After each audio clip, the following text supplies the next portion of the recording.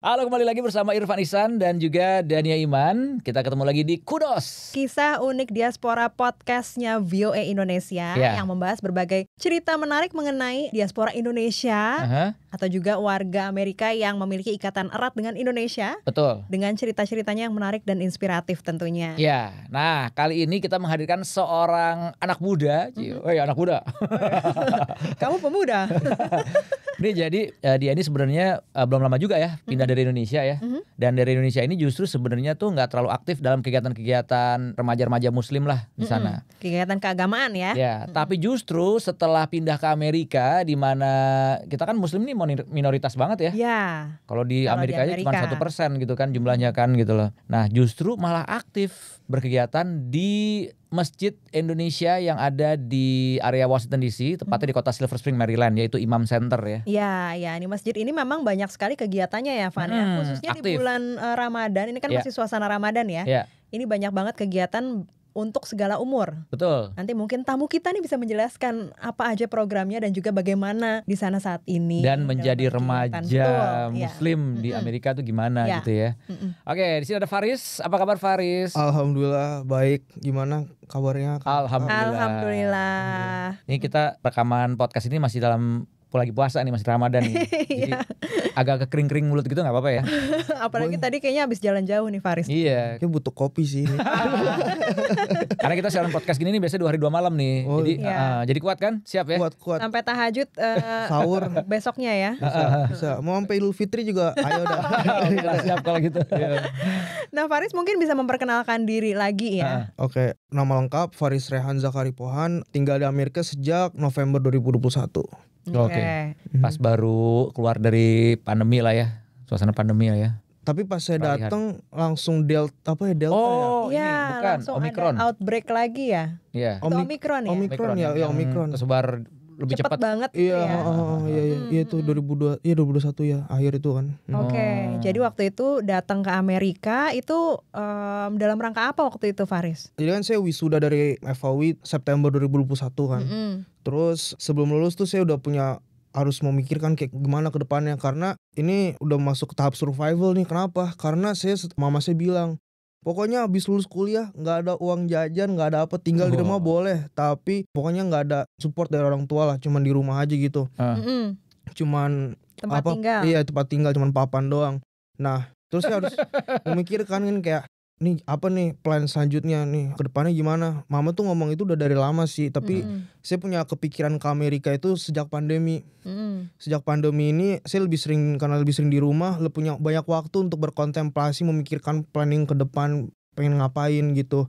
Terus karena ya alhamdulillah punya kesempatan ke Amerika ini, saya mikirkan wah kayak ke Amerika ide bagus ini. Saya ingin belajar mandiri karena saya nggak pernah tinggal sendiri kan. Kuliah juga di Jakarta juga, nggak ngekos juga kan. Nah terus saya ingat kayak quotes-nya Imam Syafi'i bilang kalau misalnya air yang bagus tuh lah yang mengalir, yang jalan, yang pergi dari tempatnya, yang bukan yang stationary kan. Itulah saya mulai dapat inspirasi, kayaknya hijrah ini menarik ini nih. Dan di satu sisi juga saya melihat kayak kondisi Indonesia juga kayaknya nggak mungkin kan ini untuk saya melanjutkan hidup lah di sana pada saat itu. Terus jadi karena kondisi eksternal ya Indonesia seperti itu, dan dari saya sendiri saya ingin keluar dari zona nyaman saya, dan entah kenapa ada yang kayak dorongan untuk pindah ke Amerika tuh kuat banget gitu. Bener-bener kayak harus kayak ada suara batin mengatakan lo harus pergi ke Amerika. Oke, kejar gitu. By any means necessary gitulah. Terus udah ngurus proses imigrasi dan sebagainya.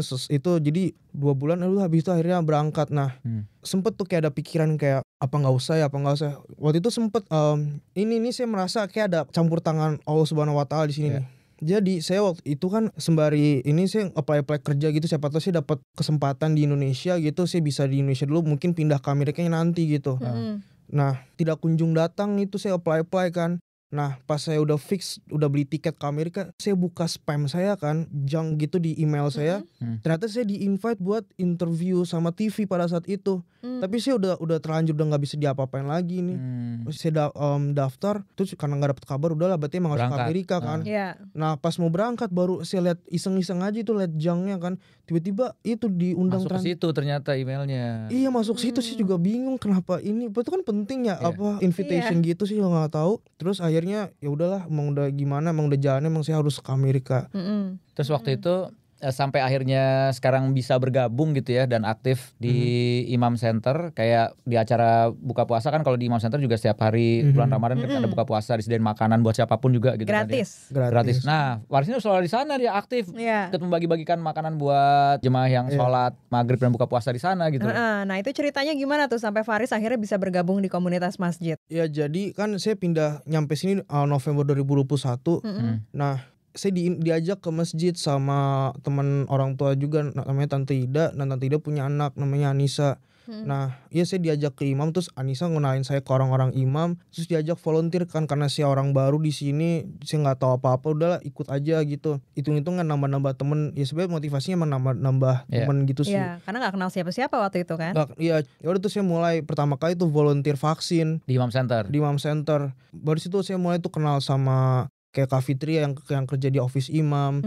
Terus sejak itu saya diajak, ayo ikutlah volunteer, kalau ada acara datang aja gitu. Awalnya kayak wah asik nih dapat makan gitu kan. Tapi lama-lama juga saya suka gitu, karena saya ketemu dengan teman-teman baru di sana, selalu ada orang baru yang saya temuin di sana. Dari volunteer itu yang saya kenal, punya teman, jadi lebih semangat juga untuk datang ke imam pada saat itu. Sepanjang 2022 itu saya volunteer aja, kayak misalnya nganter-nganter, ngangkut-ngangkut, apa gotongin meja, apapun itulah. Palu gak ada istilahnya, apa lu mau gua ada gitu. Nah abis itu 2023 bulan Maret kalau gak salah, bulan Maret ada AGA Annual General Assembly-nya imam. Mas Ian yang pertama kali nge-approach saya, mau gak jadi Director Youth and Young Adults di imam gitu. Terus saya sebenarnya karena saya bukan orang yang familiar dengan kegiatan rohis dan sebagainya, terus saya sempet hesitant tuh pada saat itu, kayak yang bener aja gue ikut beginian. Ibaratnya kan kalau direktur sekarang itu kan jadi Director of Youth and Young Adults Program. Ibaratnya tiba-tiba diajak jadi ketua rohis gitu ya. Iya. Dari yang nggak pernah ikut kayak acara rohis, atau misalnya kayak di UIA ada yang namanya kayak salam gitu-gitu, saya nggak pernah, dan jujur cukup anti sih sebenarnya sama kegiatan gitu lah. Dulunya waktu di Indonesia. Iya. Jadi waktu itu memang nggak pernah kepikiran untuk bergabung di komunitas masjid, tapi memang diajak untuk mencari teman gitu. Gimana waktu itu? Iya, jadi awalnya tuh ke masjid juga karena pengen nyari orang Indonesia aja sih. Kayak ya kalau misalnya saya kenalnya VOA sini juga, ya paling saya di sini-sini aja gitu. Apa nongkrongnya gitu. Lo lagi begitulah. Cuman karena pertama kali saya datangnya itu di komunitas masjid Indonesia, dan kebetulan juga om-om tante-tante juga saya kenal juga sama mereka kan. Jadi ya bisa dibilang nggak terlalu baru-baru banget lah saya kesana kan. Ya udah ternyata di sana seru, kenal teman-teman banyak. Jadi akhirnya saya mulai menyesuaikan diri di lingkungan seperti itu, meskipun masih penyesuaian juga karena nggak mudah kan apa. Tapi paling nggak udah merasa feels like home di situ ya. Iya, udah feels like home lah, udah kenal orang-orangnya gitu. Alhamdulillah sih. Berarti memang pergaulan tuh penting, mempengaruhi loh. Terutama kalau kita pindah ke tempat yang asing ya. Justru memang pergaulan itu orang pertama yang bisa berteman dengan kita, itu yang bisa mempengaruhi jalan kita ke depannya kan. Betul, Sampai sekarang akhirnya malah jadi aktif di Imam Center ya. Iya. Walaupun tadinya nggak kepikiran ya untuk berada di setting kayak komunitas religi gitu ya, komunitas Muslim gitu ya. Untuk aktif ya, mungkin kalau datang buat sekali-sekali nggak apa-apa, karena waktu itu kan pas sebelum saya datang ke sini juga mama ayah bilang kan, itu ada madrasah gitu, sering-sering aja ke sana, ada om ini, om itu, tante ini, tante itu. Dibayangin saya ya udah paling datang Jumatan pulang gitu. Terus ternyata ya di sana juga ketemu temen-temen itu yang kayak Satrio. Itu akhirnya ya udah betah gitu situ deh. Nah, setelah terjun gitu ya, tadinya kan yang kayak hesitant gitu, wah nggak pernah nih menyentuh aktif di komunitas Muslim gitu ya. Setelah terjun itu apa yang Faris rasain ya, apalagi ketika mengetahui wah ini di Amerika nih, sebagai Muslim Indonesia ada di Amerika terus aktif lagi, itu rasanya seperti apa? Apakah itu ada yang menggerakkan hati Faris atau gimana gitu? Ini sih kan karena di komunitas sama aktif volunteering terus jadi pengurus imam gitu, karena saya sering ketemu dengan anak-anak Indonesia yang grew up di sini grew up di sini. Terus saya melihat cerita kisah-kisah mereka. Saya punya kepikiran aja kayaknya Amerika dan dunia tuh harus tahu gimana kalau Islam Indonesia itu beda, bukan beda dalam artian mazhabnya enggak, tapi kayak saya sering dengar kayak cerita orang tua yang terlalu opresif, yang terlalu kompulsif terhadap anaknya dalam beragama dan sebagainya, kayak harus ini harus itu, ini nggak boleh, ini enggak. Dan kalau misalnya nggak Islami pokoknya salah. Melihat fenomena tersebut tuh saya mempelajari kayak bagaimana sih Indonesia sendiri tuh menjadi negara mayoritas Muslim. Itu kan dengan cara yang dengan pertukaran budaya, pernikahan, bukan dengan yang kayak dipaksa yang kayak gitu loh. Dan saya kayak melihat orang Indonesia di sini kok kayak begini, pasan ini nih yang beda banget itu kayak pas di Indonesia itu kayak lebih santai bisa dibilang, lebih luas lah. Kayak misalnya normal kalau misalnya cewek cowok ngumpul di Indonesia tuh normal banget gitu. Sedangkan kalau di sini tuh tidak senormal di Indonesia lah. Justru malah lebih strict. Itu yang saya bingung tuh. Pas saya nyampe sini saya pikir kayak wah ini mungkin lebih bebas kali daripada Jakarta gitu kan. Terus ternyata pas saya sini wah ternyata beda. Ternyata justru malah lebih kuat gitu ya. Lebih kuat. Ini di komunitas Indonesia Muslim kan? Komunitas Indonesia Muslim itu saya baru pertama kali punya temen hijabi itu baru di sini gitu. Karena di Indonesia habis cukup jarang. Ini menarik banget ya justru ya. Ini dari sudut pandang seorang remaja nih. Iya, remaja ya. Tapi mungkin kita bisa kasih tahu sedikit kali ya. Faris ini dulu pernah tinggal di Amerika waktu kecil. Iya, Tapi waktu itu terus udah gitu pulang ke Indonesia sampai akhirnya kembali lagi pas gede gitu. Jadi makanya mungkin ada kenalan om tante gitu ya. Iya. Oke. Terus di sini malah melihat justru komunitas Muslim Indonesia itu lebih ketat, lebih strict gitu ya, dibanding dulu waktu Faris masih di Indonesia. Melihat itu paling itu dirasain oleh Faris sendiri. Jadi itu kerasa banget. Jadi ini kan justru sebenarnya malah menggeser asumsi yang wah di Amerika malah lebih bebas apa segala macam. Ternyata nggak begitu ya. Ternyata nggak ya. Apa mungkin karena justru sebagai minoritas justru harus menjaga banget kan gitu ya, dan lebih solid kali ya dibanding di Indonesia karena terlalu majemuk gitu mungkin ya. Betul. Dan dari Faris sendiri gimana nih kalau misalnya kan tadi kan Faris yang diajak ya, tapi sekarang Faris sebagai pengurus masjid juga, Director of Youth and Adult Programs. Itu apakah Faris juga aktif mengajak teman-teman yang ada di luar yang mungkin Faris lainnya nih yang ingin mencari kebersamaan gitu ya untuk bergabung, atau biasanya seperti apa gitu untuk ikut gitu untuk ngajak gitu. Nah, saya ingin ngajak terutama teman-teman dari Permias atau misalnya di diaspora Indonesia lainnya yang grew up di Indonesia gitu untuk datang ke imam. Kenapa? Visi saya adalah gini. Saya ingin orang Indonesia di sini tuh, Muslim Indonesia di sini tuh tahu gimana Islam tuh dipraktis di Indonesia. Kayak saya ingin kayak ada transfer of knowledge supaya tahu kalau misalnya yang di Indonesia tuh nggak kayak gitu. Kenapa saya punya pemikiran seperti itu? Karena saya kalau ketemu dengan anak-anak yang Indonesia yang grew up di sini, itu mereka banyak yang kayak enek lah gitu sama kok Islam tuh gini, Indonesia kayak begini, kayak mereka ingin buang identitas Indonesia mereka gitu karena mereka punya trauma yang di situ. Dan saya nggak menyalahkan mereka karena menurut saya nggak ada murid yang salah, adanya guru yang salah, nggak ada bad kid, adanya bad parents. Ini yang kalau saya percaya dan yang diajarkan orang tua saya kepada saya. Jadi saya maklum lah kalau misalnya ada trauma gitu di mereka yang akhirnya mereka pengen buang tuh Islam dan Indonesianya gitu. Dan menurut saya sayang. Kenapa? Karena menurut saya identitas itu penting. Identitas itu penting untuk ya punya moral ground seperti itulah.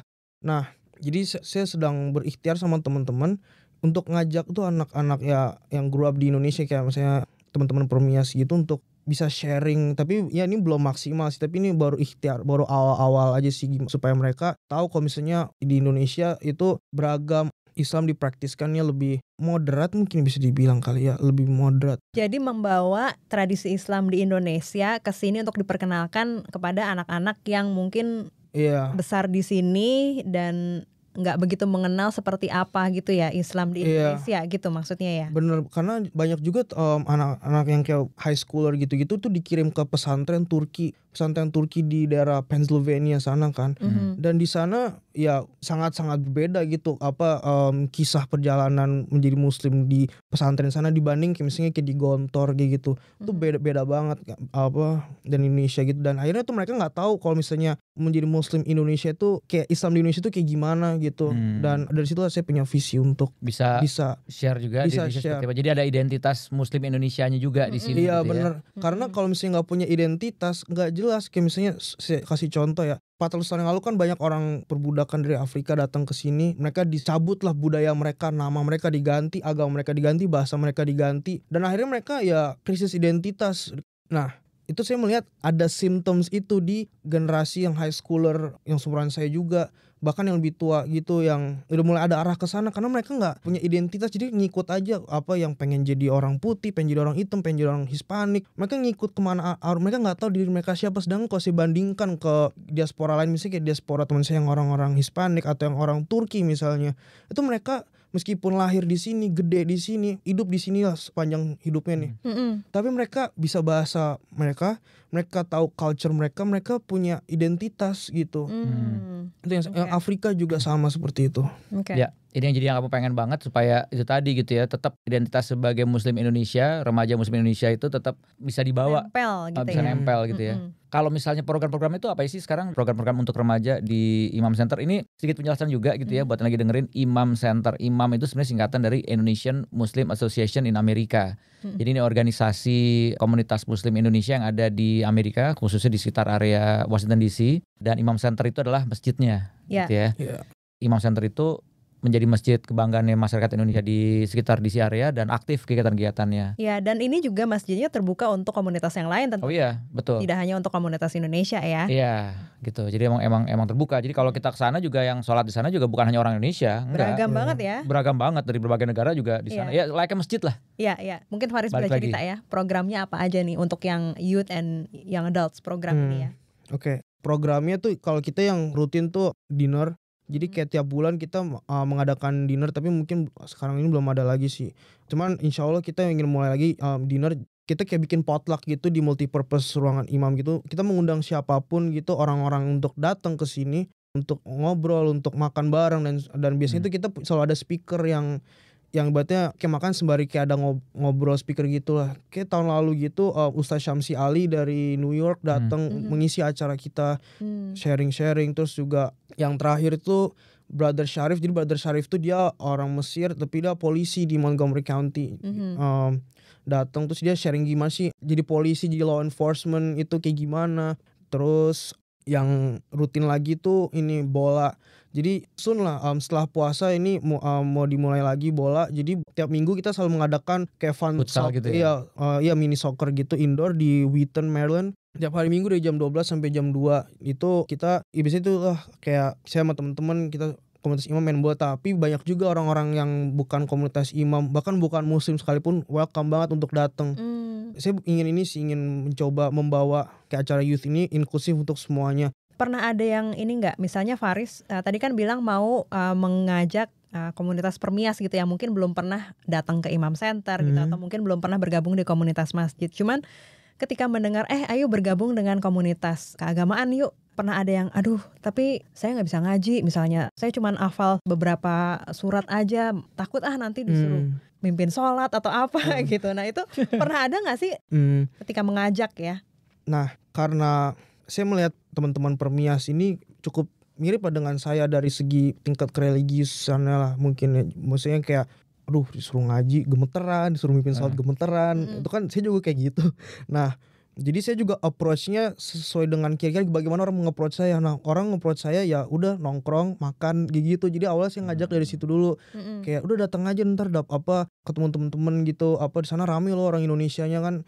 Terus juga saya bilang kan di mana lagi coba buka puasa ala Indo, makanan Indo selain di sini di mana lagi ya? Mungkin KBRI itu kan nggak tiap hari. Nggak, dan kalau di sini kan kayak yang muda ya banyak, dan juga banyak muslim-muslim dari belahan dunia lain ya kan. Jadi dari situ kayak friendship sama makan. yang jadi selling pointnya saya ke mereka gitu. Jadi alhamdulillah sampai sekarang saya belum pernah dapat kayak aduh apa kan ketakutan dari orang gitu ya.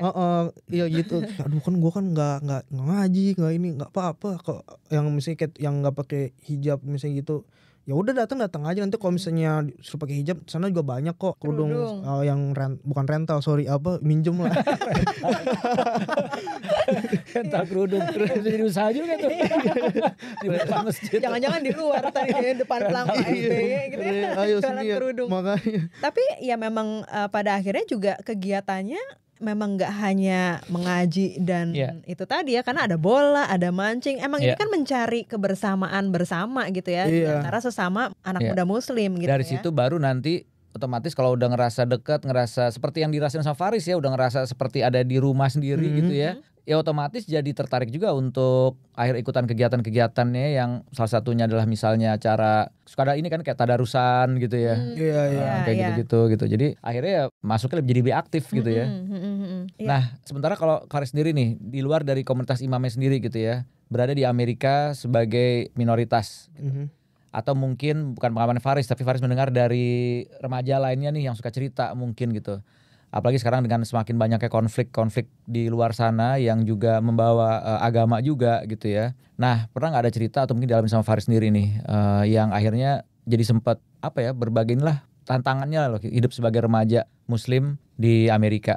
Ini sih kayak banyak ya, mungkin kayak stereotype stereotip kayak asumsi publik kayak misalnya muslim berarti apa boleh poligami gitu kan. Itu orang yang datang kayak nanya-nanya gitu ke saya gitu kan, Islam ya berarti ntar puasa gitu nggak minum nggak makan. Itu kalau itu kan normal orang nanya gitu kan, tapi kan kayak bilang kayak buat punya 4 istri ya cukup banyak kayak ada aja kayak gitu ya. Ada. Iya pertanyaan-pertanyaan kayak gitu. Cuman saya ambil pusing, itu malah justru saya jadikan media untuk menyampaikan kalau misalnya Islam itu bukan yang kalian bilang itu. Malah sejak 2023 tuh karena saya join internship juga, dan saya kan kebetulan kerja di bawah Mustafa Akil, jadi dia tuh public intellectual Islam tapi dia fokusnya ke liberty dalam Islam ini lah. Saya waktu itu internship di Cato Institute, itu libertarian, dan saya intern buat Departemen Center Global Liberty and Prosperity, specifically Islamic Studies. Nah, selama saya di sana ketemu teman-teman intern saya kan cohort-nya kan macem-macem, ada dari state mana-mana, bahkan nggak pernah ngeliat muslim seumur hidup mereka gitu. Kayak mereka tuh penasaran kayak Islam tuh apa, kayak Islam tuh yang 9/11 lah. Nah, ketika ada teman-teman yang nanya, justru saya menjelaskan kalau misalnya justru ajaran Islam itu sebenarnya nggak jauh beda dengan ide liberty atau freedom dan sebagainya. Jadi itu sih saya sampai sekarang juga ketika ada ngomongin Islam apa gimana, sih bilang kalau misalnya Islam dan freedom itu align gitu. Kayak misalnya contoh misalnya let's say kayak ngomongin perempuan lah, banyak orang bilang kan kayak misalnya Islam tuh agama misoginis. Kata siapa? Dulu perang Jamal, perang Unta itu Aisyah radhiyallahu anha memimpin perang. Pas saat itu kalau misalnya mereka emang misoginis, ya nggak mungkin dikasih ini. Dan juga di Islam perempuan tidak perlu ganti nama. Orang Western sampai sekarang masih nikah ganti nama, nama belakangnya kan, kayak gitu. Dan itu yang akhirnya yang saya jelasin. Ini seru juga. Jadi justru persepsi-persepsi yang negatif itu dijadikan sebagai sarana untuk berdakwah secara langsung ya. Dan ini yang kamu rasain justru malah bermanfaat gitu ya di sini ya. Iya, jadi kayak komen-komen negatif tuh justru menjadi menjadi kayak trigger saya, bukan negatif tapi kayak malah positif buat saya. Wah, ini saatnya saya unjuk gigi nih meluruskan pendapat-pendapat yang seperti ini. Dan alhamdulillah juga karena saya juga bukan orang yang bukan dai, bukan gimana ya? Bukan dai dan bukan orang yang mungkin bisa dibilang kayak preacher yang ustadz lah gitu. Jadi saya pendekatannya juga sekuler lah dalam berdialog dengan orang Amerika, karena nggak bisa saya ngomong dengan mereka bawa-bawa misalnya kayak bawa-bawa kitab suci atau misalnya, karena saya juga nggak alim-alim amat gitu kan. Jadi yang kita punya common ground adalah nilai humanism itu yang saya bawa ke dalam berdiskusi dengan mereka. Ini menarik juga sih, karena juga saya sempat ngobrol-ngobrol juga sama di Atlanta tuh ada organisasi namanya ISB, Islamic Speakers Bureau. organisasi ini kerjanya itu benar-benar kerjasama sama organisasi lainnya, sekolah, polisi dan lain-lain. Intinya atau bikin kegiatan intinya adalah memperkenalkan Islam, karena menurut dari survei itu juga kayak gitu. Memang pandangan negatif terhadap Islam itu terjadi karena mereka tuh hampir semuanya itu karena nggak tahu sebenarnya ya. gitu ya. Salah jadinya. Jadi ya bagus tuh gitu meluruskan. Benar-benar. Dan butuh juga pendekatan yang humanisme, jangan kayak misalnya ngasih tahu orang tapi kayak nggak bisa ngelihat situasi, jadi kayak yang wah ini ntar masuk neraka ini kayak nggak cuma Islam doang sih, kayak saya juga diskusi dengan teman saya yang Kristen juga dibilang apa you need Jesus misalnya. Saya nggak bisa dengan cara itu, kayak misalnya saya ngomong ke orang, misalnya saya sebagai muslim saya ngomong kayak apa ntar lu dikutuk lah sama Allah lu, ntar apa nih di Quran bilang gini ya emang di Quran bilang itu, kan saya nggak bisa pakai metode itu untuk ngomong ke mereka. Harus ya, jadi itu pakai common ground yaitu humanism itu. Dan kebetulan juga saya tertarik lah mungkin dengan hal-hal yang filosofi humanism dan sebagainya. Jadi saya punya, jadi nggak kosong-kosong amat lah ketika saya ngobrol sama mereka gitu sih. Oke. Nah ini bergabung di komunitas muslim, menemukan istilahnya ada jati dirinya juga lah Faris di situ ya, di komunitas muslim. Itu maknanya apa tuh buat Faris? Ya dengan aktif di masjid, terus berinteraksi dengan ya generasi youth and young adults muslim Indonesia. Kalau itu saya jadi punya inspirasi gitu untuk saya dalam ini sih, dalam bukan dakwah tapi kayak, jadi saya tuh kayak punya kayak greget gitu, kayak ngeliat orang-orang yang terjadi di sini saya tetap ingin mengubahnya sih. Kalau saya lebih ke situ mungkin. Jadi ada punya motivasi untuk mengubah kondisi apa ya yang saya perhatiin selama 3 tahun di sini gitu. Jadi saya malah lebih kayak punya motivasi untuk mengubah itu sih. Membawa perubahan gitu ke yang positif gitu ya. Iya, kayak pilpres juga. Iya. Dan sekarang di sini kamu udah punya sarananya juga gitu ya untuk bisa mengajak orang-orang lebih bergerak maju, membangun dirinya menjadi lebih positif lagi, yang akhirnya juga membawa hal yang positif buat komunitas ya. Oke. Nah ini ada rencana apa nih dari Faris sendiri ya sebagai Director of Youth and Young Adults Program? Ini sih saya ada ide gitu, udah saya sampaikan juga ke teman-teman. Insya Allah setelah Ramadan ini saya ingin bikin kayak movie screening gitu. 2, pertama tentang film Hamka. Jadi kan orang Amerika tuh tahu Indonesia tuh mayoritas muslim, tapi mereka tuh nggak tahu siapa sih kayak tokoh muslim Indonesia, itu nggak terlalu familiar. Paling yang mereka taunya Ustadz Syamsi karena dia di Amerika. Nah saya ingin bisa gitu memperkenalkan pemikir-pemikir muslim Indonesia kayak misalnya Buya Hamka, Muhammad Natsir misalnya, dalam diskursus Islam di Amerika. Dan kebetulan juga ada filmnya Hamka, dan juga 3 cucu beliau itu orang imam.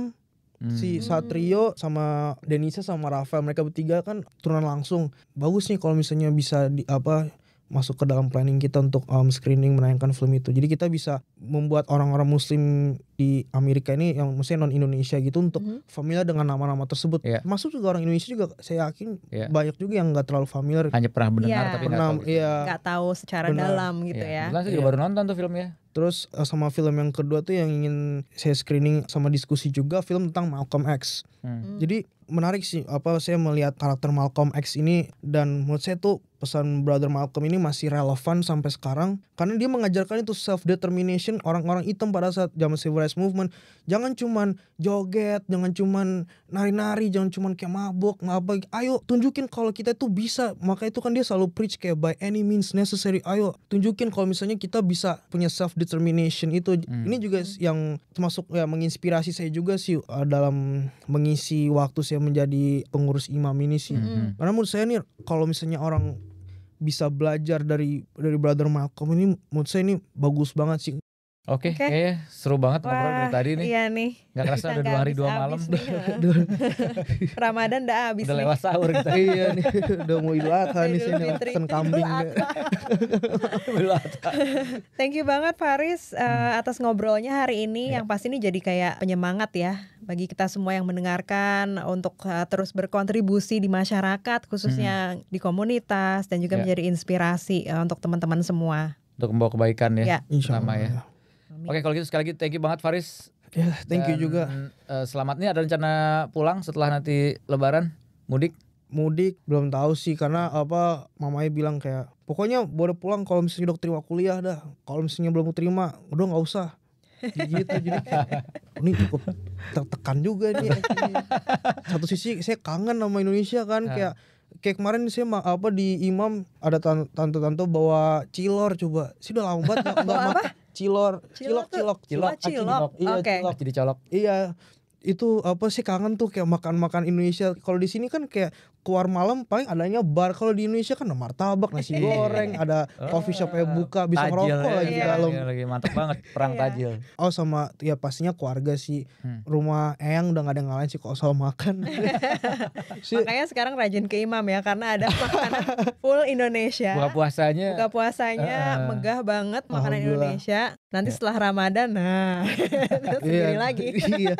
Tapi itu sih karena kebetulan saya lagi di sini juga nih, saya juga mengajak juga nih teman-teman VOA sering-sering lah datang aja gitu untuk ya kenal-kenalan, nongkrong. Misalnya kan suasananya kan Indonesia gitu.